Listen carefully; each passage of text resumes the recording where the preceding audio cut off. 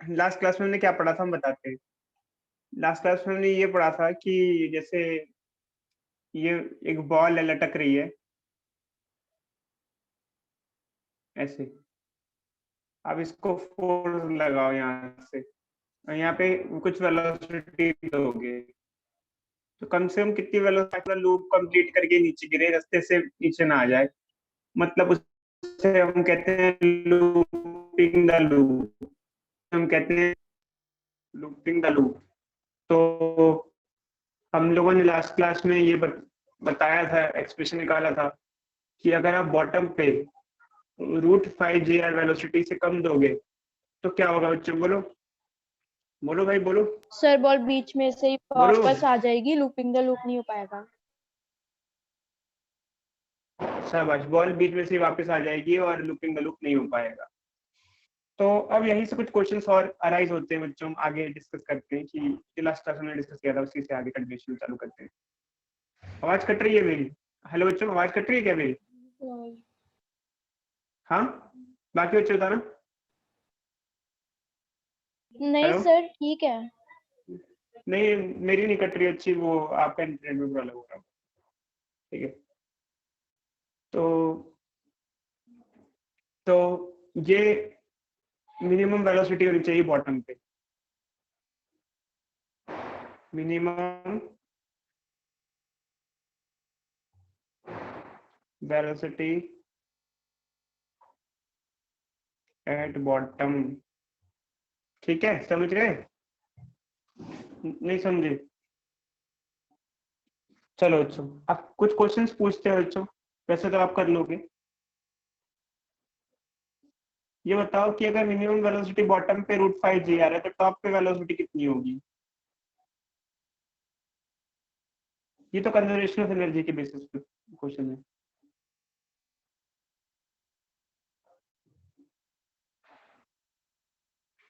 Top पे velocity कितनी होगी?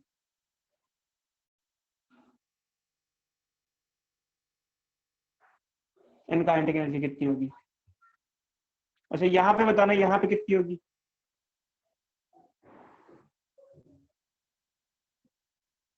इस पॉइंट पे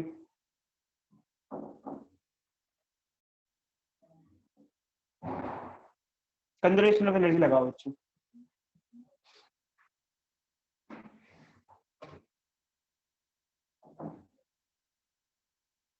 सर उसकी डेरिवेशन आती है एग्जाम में? हाँ, चलो लूपिंग द लूप के लिए आ सकती है, आ जाती है।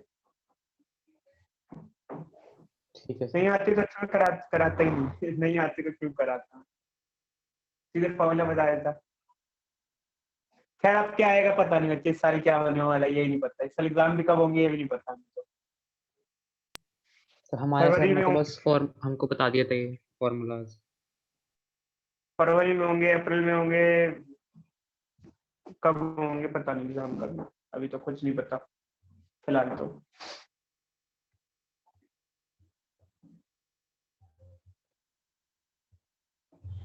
करो।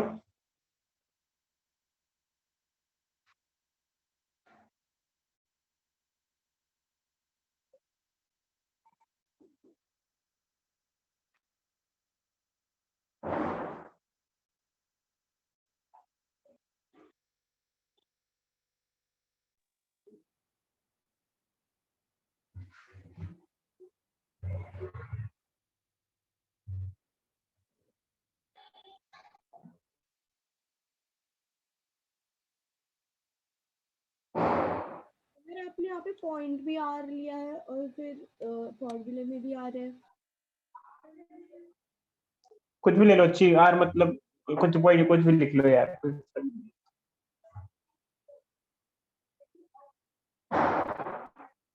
एस ले लें।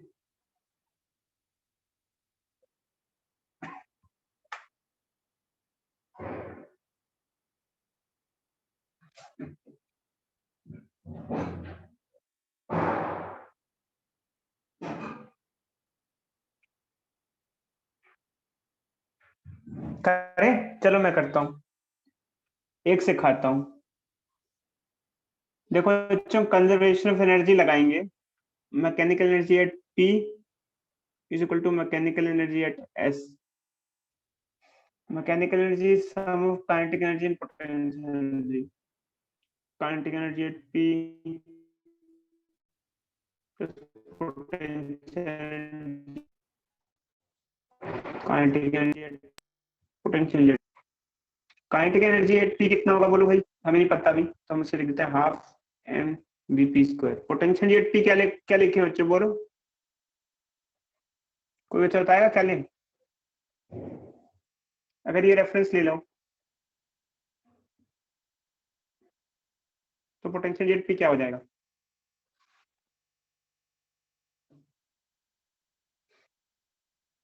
क्या होगा भाई बोलो, ये रेडियस हो जाएगा, पोटेंशियल एट पी हो जाएगा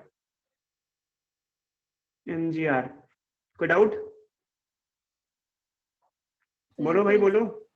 बता दो सर। यार height H S point P की हाइट रेडियस के बराबर हुई या नहीं हुई? Yes sir. पॉइंट पी की हाइट रेडियस के बराबर हुई या नहीं हुई? बोलो भाई बोलो। Yes sir. समझे? बाकी बच्चे बोलो भाई। क्या हो गया भाई, सब सोए हुए क्यों रहते हैं क्लास में? कहाँ तो हमारी Yes, क्लासेस sir. ऐसी नहीं हुआ करती थी। ठीक है, समझे बच्चों? तो ये एक्चुअली ये हाइट रेडियस के बराबर रहेगी ना, ठीक है। और काइनेटिक एनर्जी एट एस क्या होगा? हाफ एम, वो तो हमें दिया हुआ, वेलोसिटी दे रखी है इतनी, वी का स्क्वायर क्या हो जाएगा? 5 जी आर। और पोटेंशियल जी एट एस जीरो हमने मान लिया, उसको रेफरेंस मान लिया। सिंप्लीफाई करते हैं, half m v p square plus m g r equal to 5/2 m g r. क्या आएगा?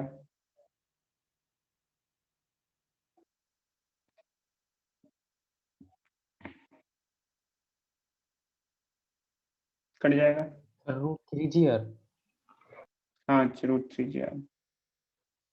चलो टॉप पे निकालो, टॉप वाले पॉइंट की वेलोसिटी निकालो।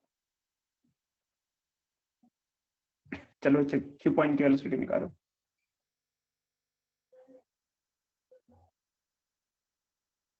से पी पॉइंट मिड पॉइंट है। पी पॉइंट बच्चे वो परपेंडिकुलर है 90, मतलब ये एंगल जो दिख रहा है मिड पॉइंट, कह सकते हो मिड पॉइंट ही बोल दो, 90 डिग्री का एंगल है। समझ गए? Yes sir. करो चेक करो, जल्दी करो।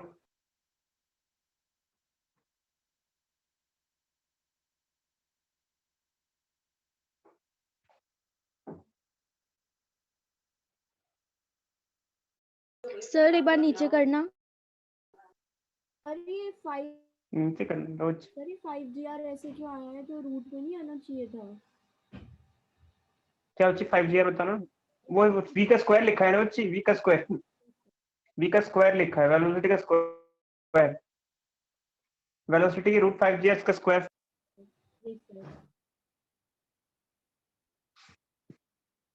Sir √GR। हाँ अच्छा √GR।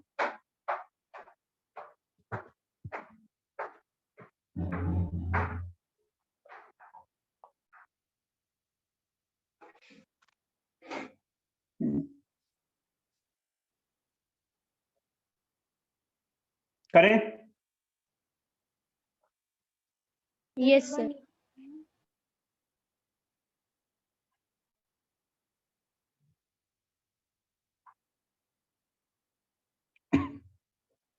मैकेनिकल एनर्जी कंजर्वेशन लगा दूं?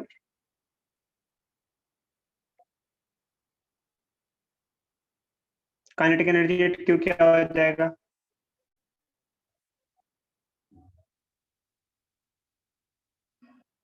पोटेंशियल एट क्यू क्या हो जाएगा? बोलो बोलो बोलो, अरे बोलो यार। 2 mgr। Sir 2R। 2R क्यों होगा? क्योंकि R plus R total height 2R हो जाएगी। काइनेटिक एनर्जी एट एस क्या होगा? हमने क्या लिया है? 5GR लिया है, मान लो 5GR है, half m v square. Potential zero है क्योंकि हमने रेफरेंस मान लिया उसको।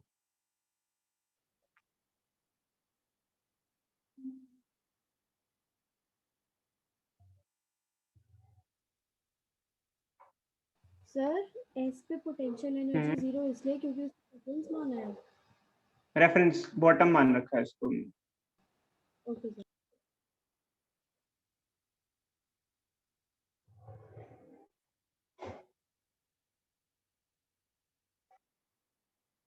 टॉप पे वेलोसिटी क्या होगी, रूट जी आर। अगर बॉटम पे वेलोसिटी रूट 5 जी आर होगी तो टॉप पे कितनी होगी, रूट जी आर। डाउट? देखो सर अच्छा, अगर हम बॉटम पे रूट 5 जी आर वेलोसिटी देंगे टॉप पे रूट जी आर होगी। कैसे निकाला ये, कंजर्वेशन लॉ से बस निकाल सकते हैं। यही है बस, इस कुछ खास नहीं है। बस एक टॉप, एक छोटा सा ये भी है, अगर टॉप पे और बॉटम पे टेंशन का फर्क निकालो, डिफरेंस निकालोगे तो टॉप की टेंशन और बॉटम की टेंशन माइनस करोगे तो 6 mg आता है। ये इतना कुछ है नहीं, मतलब इसमें कोई लॉजिक नहीं, कुछ खास नहीं बच्चों, यही तक था जो था। अब हमारा काफी इंपॉर्टेंट टॉपिक चालू हो एक्सक्यूज रहा मी है, सर। इसको ढंग। हाँ बच्चे बोलो बोलो।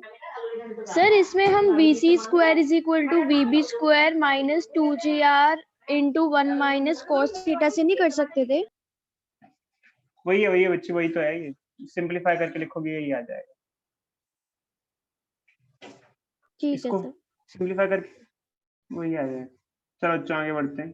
तो अब हमारा नेक्स्ट टॉपिक आ रहा है बच्चों, next topic is collision. Collision क्या होता है बच्चों, बताओ, व्हाट इज कॉलिजन? कॉलिजन क्या होता है? वो जो आपस में टकराते हैं। टकराव। कॉलिजन मतलब बच्चे दो दो बॉडी आपस में टकरा रही है, इसे कॉलिजन कहते हैं। जब दो बॉडी आपस में टकराती है एनर्जी एक्सचेंज होता है। ये क्या हो रहा है? एनर्जी एक्सचेंज होता है। जैसे दो गाड़ियां टकरा रही हैं, कोलाइड कर रही हैं, बॉलें टकरा रही हैं, कॉलिजन। तो जब दो बॉडी टकराती हैं तो उनमें एनर्जी एक्सचेंज होता है, मोमेंटम एक्सचेंज होता है, और दोनों में इंटरेक्शन होता है। अब कॉलिजन जितने भी होते हैं उसको दो टाइप से क्लासिफाई किया जाता है। एक होता है इलास्टिक कॉलिजन, एक होता है इनइलास्टिक कॉलिजन। इलास्टिक कॉलिजन एक होता है, एक होता है इनइलास्टिक कॉलिजन। इलास्टिक कॉलिजन वो कॉलिजन होता है जिसमें कॉलिजन के टाइम पे काइनेटिक एनर्जी कंजर्व रहती है। मतलब कि जैसे जो दो बॉडीज टकरा रही हैं उनकी एनर्जी किसी और फॉर्म में नहीं जा रही है, साउंड में कन्वर्ट नहीं हो रही है, हीट में कन्वर्ट नहीं हो रही है। और इनइलास्टिक कॉलिजन जो डेली लाइफ के कॉलिजन होते हैं जिसके अंदर काइनेटिक एनर्जी कंजर्व नहीं होती है, जब बॉडी टकराती है तो उनकी जो एनर्जी होती है किसी न किसी और फॉर्म में कन्वर्ट हो जाती है। इसे कहते हैं इनइलास्टिक कॉलिजन। समझे इस बात को? हेलो? Yes sir. तो इसे कहते हैं inelastic collision. In inelastic collision, kinetic energy is not conserved, but in elastic collision, kinetic energy is conserved. एक मिनट कुछ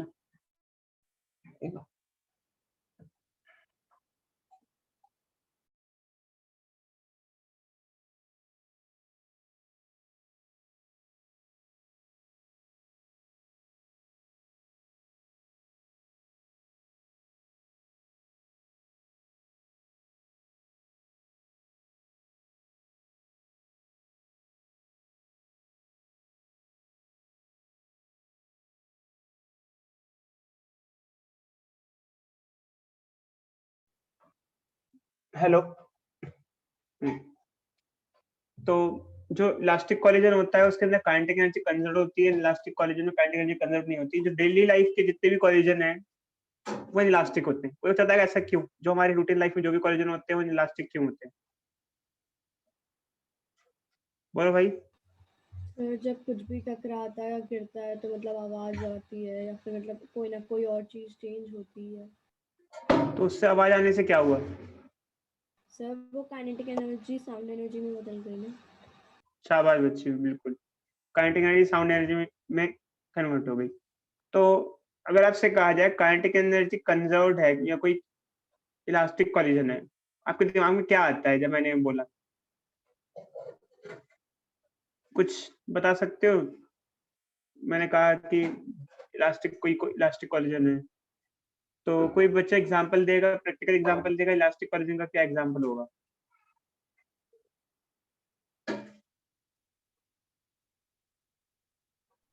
होगा ही नहीं कुछ। आइडियली थोड़ा बहुत भी कोशिश करो, थोड़ा बहुत भी, अगर टुवर्ड साइड इलास्टिक हो, इलास्टिक के आसपास का कोई एग्जांपल हो। Sir spring. नहीं अच्छी, और कोई बच्चा?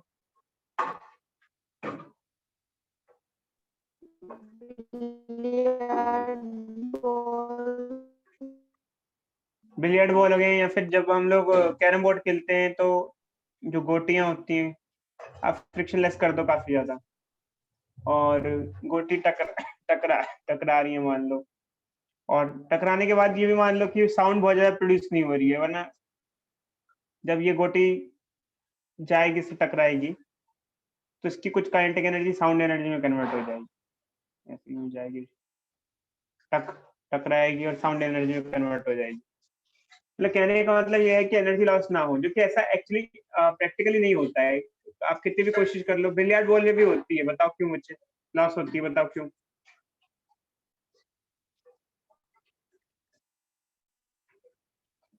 बोलो। सर एक टाइम पे आके तो बॉल रुकी जाती है, मतलब हमेशा थोड़ी वो तो, ना बट बिलियर्ड बॉल में भी जब बॉल टकराती है तो आवाज तो प्रोड्यूस, साउंड तो प्रोड्यूस होती है ना, यस तो सर। जो काइनेटिक एनर्जी है वो साउंड एनर्जी में कन्वर्ट हो जाती है।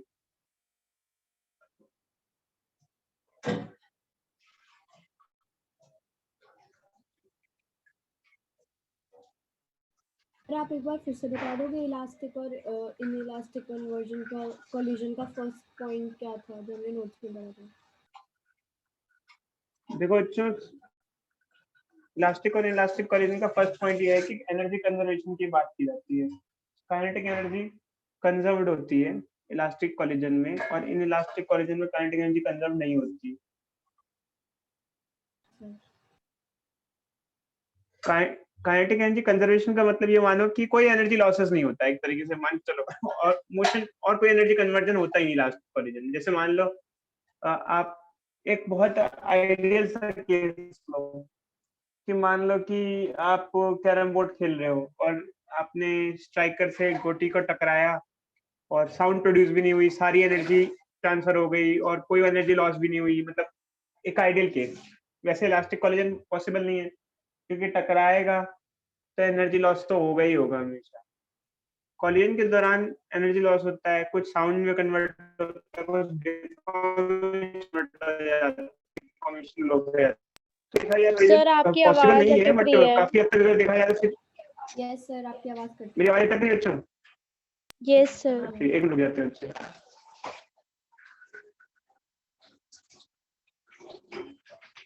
हेलो, अब आ रही है? ओ सर। हेलो, आ रही है क्या? बहुत ज्यादा फटी फटी आ रही है। Sir yes sir, cut cut कटी हुई आवाज है। रुको अच्छा।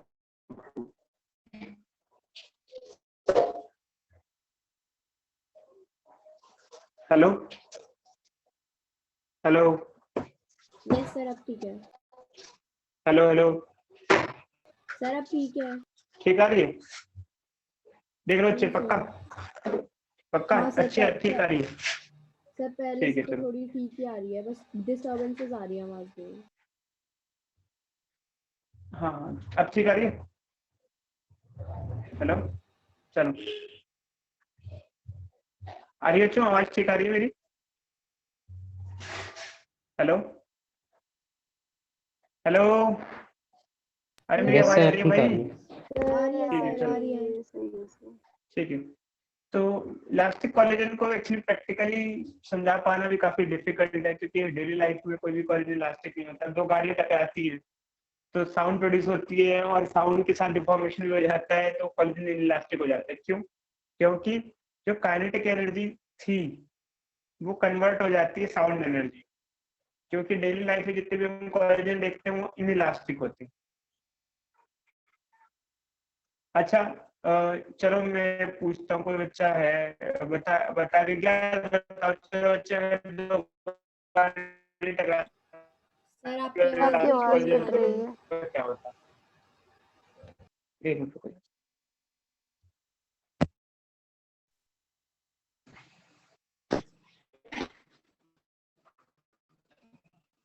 हेलो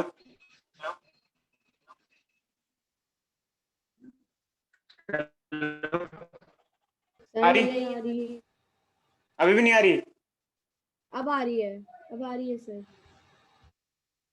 बोलो, आ रही है? हाँ हाँ सर, बिल्कुल सही आ रही है अब। बिल्कुल सही आ रही, चलो ठीक है। तो हाँ,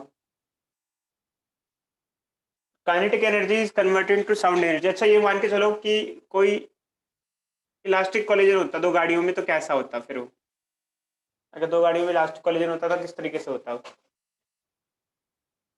सर गाड़ियाँ टकराती और आवाज़ भी नहीं आती और डैमेज भी नहीं होती। और फिर और क्या होता? सर गाड़ियाँ बस टकराने के बावजूद भी बस चलती रहती। मेरे भी टकराती और रिबाउंड हो जाती है ऐसे गाड़ी, जैसे गद्दों की तरह होती है ना, यूं यूं आती, यूं टकरा के यूं वापस पीछे चली जाती हूँ ऐसे। काफी आवाज अभी भी कट रही है मेरी क्या?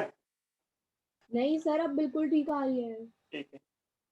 तो काफी अजीब सा सिनेरियो होता है, जैसे कार्टूनों में होता है, गाड़ी आती टकराती है फिर वो अपने आप पीछे चली जाती बिना डैमेज हुए हुए, ऐसे जैसे मान लो ये है, ये है।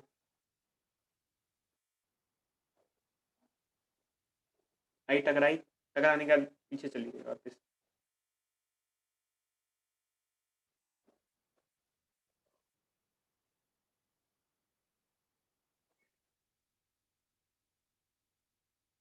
बिना कुछ एनर्जी लॉस हुए, बिना कुछ डिफॉर्मेशन हुए हुए।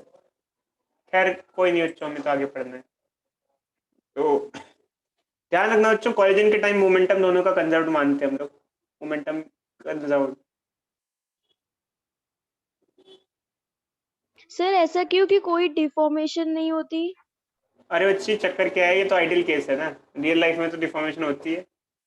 और तो आइडियली तो आप ये कह दो कि क्या कहते हैं, एलोरी का चिड़िया के ऊपर बैठ के उड़ सकती है, तो आइडियली तो कुछ भी हो सकता है ना? अरे बच्चे बताओ, यस सर। आइडियली तो कुछ भी हो सकता है यार, आइडियली। एक्चुअली अगर एनर्जी लॉस नहीं होती तो डिफॉर्मेशन क्यों होती? कोई एनर्जी किसी में कन्वर्ट ही नहीं होती, सिर्फ काइनेटिक एनर्जी रह जाती, तो एनर्जी लॉसेस नहीं होती एनर्जी लॉसेस। ठीक है, अब आगे बढ़ते हैं बच्चों। तो इसके अंदर नेक्स्ट पॉइंट दे रखा है कि फोर्सेस इन्वॉल्व जो होते हैं वो कंजर्वेटिव नेचर के होते हैं इलास्टिक कोलिजन में, मतलब, और इसमें नॉन कंजर्वेटिव फोर्सेस होते हैं। अब इसका क्या मतलब है? इसका मतलब ये है कि इलास्टिक कोलिजन जब होता है तो दो बॉडीज के बीच में फोर्स तो लगता है, बट वो एनर्जी किसी और फॉर्म में कन्वर्ट नहीं करता है वो।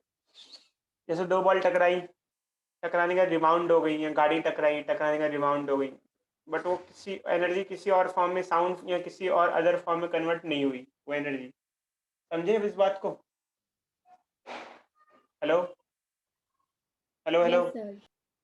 वो एनर्जी किसी और फॉर्म में कन्वर्ट हुई नहीं, तो ये हो गया इलास्टिक कोलिजन।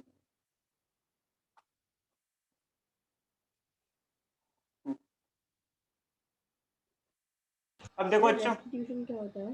बताएंगे बच्चों, वो बताएंगे, अभी अभी आया नहीं है ना, आगे मत बढ़ो। हाँ, आगे मत बढ़ो, बताएंगे। अब हम आगे बढ़ते हैं बच्चे, धीरे धीरे करके। तो इलास्टिक कोलिजन का एक डेरिवेशन है जो सबसे इम्पोर्टेंट है इस चैप्टर में, हमें पढ़ना पड़ता है।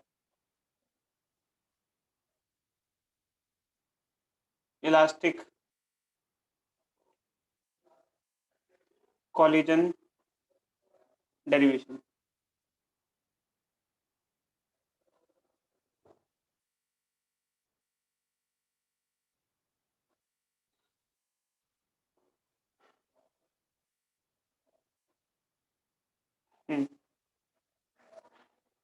देखो अच्छे, एक्चुअली क्या है कि एक डेरिवेशन हमें करना होता है, जैसे एग्जामिनेशन में आता है वन डायमेंशनल इलास्टिक कोलिजन का डेरिवेशन क्या होता है बता देते हैं। जैसे मान लो एक m1 मास की बॉडी है, उसकी वेलोसिटी u1 है, वो चल रही है फ्रिक्शनलेस सरफेस पे चल रही है ऐसे। और ये m2 मास की बॉडी है, इसकी वेलोसिटी u2 है, ये भी चल रही है। ये जो सरफेस है फ्रिक्शनलेस है।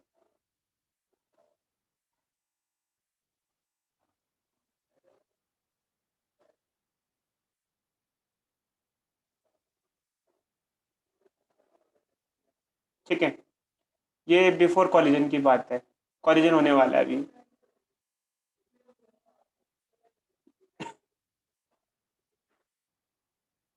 ठीक है, मान लो कि पीछे वाली बॉल की वेलोसिटी ज़्यादा थी आगे वाले की बॉल से, तो क्या होगा बच्चे, कुछ देर में क्या होगा? मान लो u2 ज़्यादा था u1 से, क्या होगा? कोलाइड हो जाएंगी दोनों। कोलाइड हो जाएंगी। और बाद में उनकी वेलोसिटीज अलग अलग है। बाद की वेलोसिटीज है इसकी v1, इसकी v2 आफ्टर कॉलिजन। ये है। तो अब हमें क्या है कि हमें एक्सप्रेशन निकालना है v1 v2 का।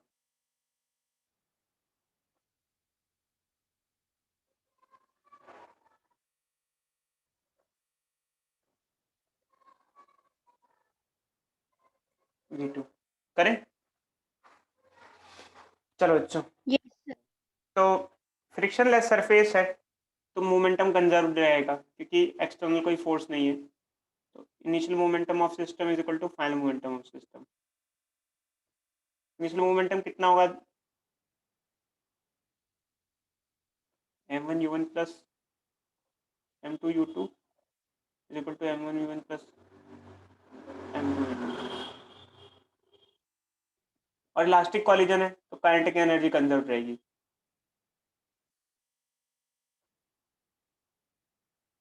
इनिशियल काइनेटिक एनर्जी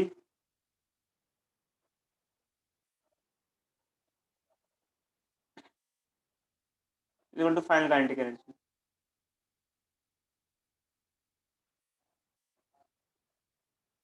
अब बस ये दो इक्वेशन है, इसको सॉल्व करना है बच्चों। इन्हीं से हमें सॉल्यूशन निकालना है। v1 और v2 की वैल्यू निकालनी है। अच्छा, v1 v2 की वैल्यू किन के टर्म्स में?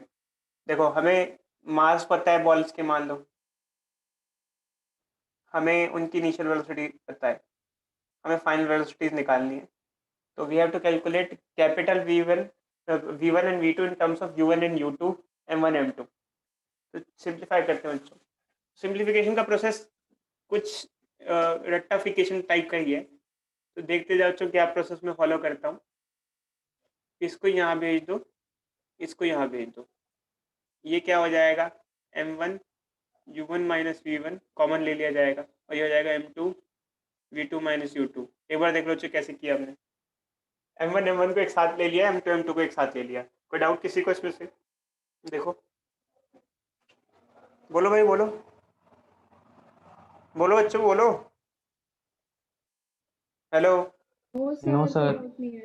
ठीक है, इसमें क्या करो, काइनेटिक एनर्जी में हाफ हाफ को काट दो, सबको कॉमन लेके, और यहाँ पे भी m1 m1 को एक साथ कर दो, m2 m2 को एक साथ कर दो।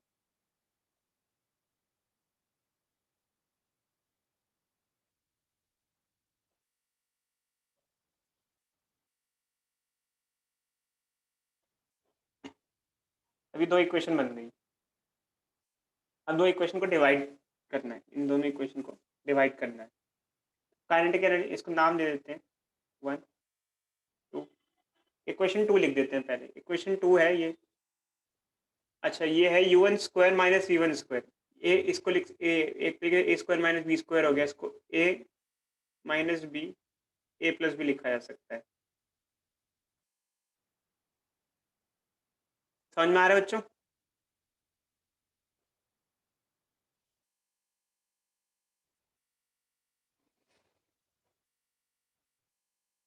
लिखा जा सकता है। अब फर्स्ट इक्वेशन को इसके नीचे लिख दो।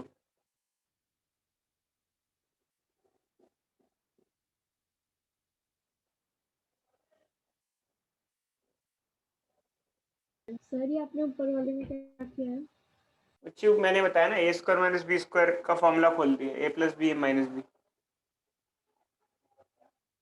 ओके सर, लेकिन मतलब m1 m2 कैसे, सर मुझे समझ नहीं आ रहा है क्या हुआ।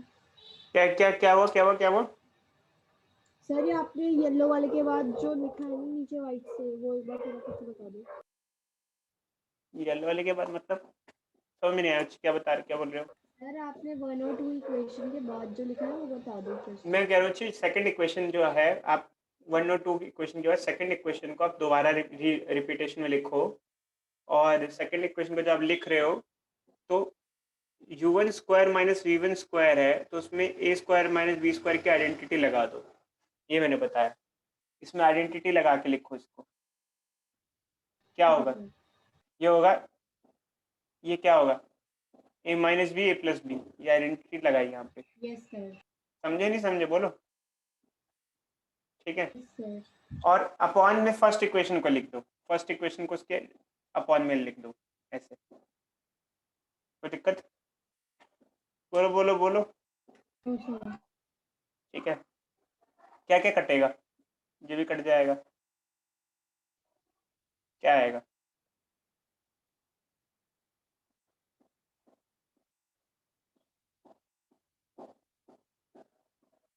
ये आ गया हमारे पास।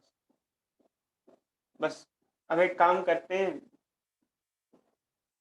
यहाँ से v1 की वैल्यू निकाल लेते हैं।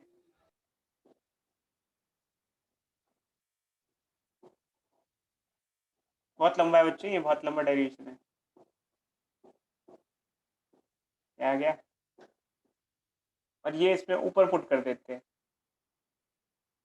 ऊपर वाली इक्वेशन में। किस वाली में? बहुत लंबा डेरिवेशन है, एग्जामिनेशन में आया तो शॉर्ट शॉर्ट मार के लिख देना, मतलब शॉर्ट मार के ही लिखना होता है, मतलब सर इसमें पुट कर दो। करो बच्चों, चलो करो, दिखाऊं किसमें पुट करना है ये? दिखाएं भाई, इसमें पुट करना है, v1 के लिए पुट करनी है इसके अंदर। करो।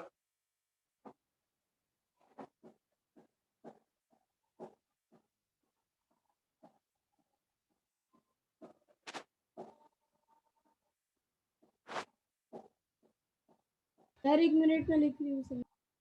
करो करो, आप लोग करो, मैं आपको एक नहीं ज़्यादा टाइम दे रहा हूँ।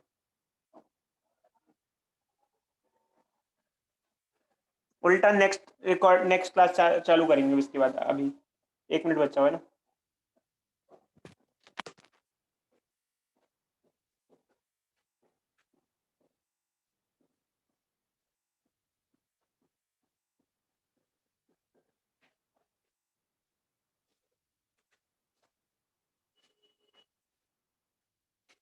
सर अभी लास्ट वाली क्वेश्चन को फर्स्ट में कट करना है।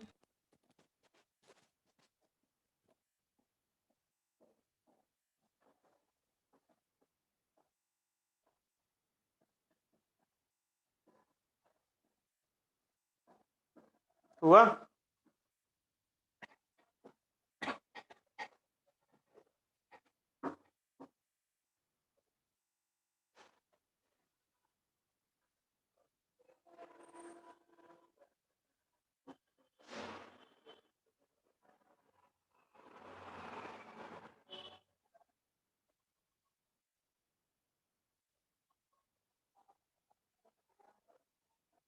सर हो गया।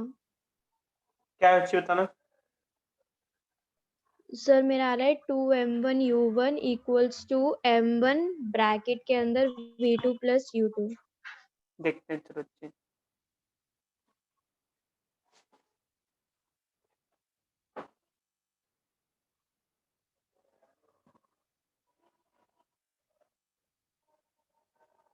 बाकी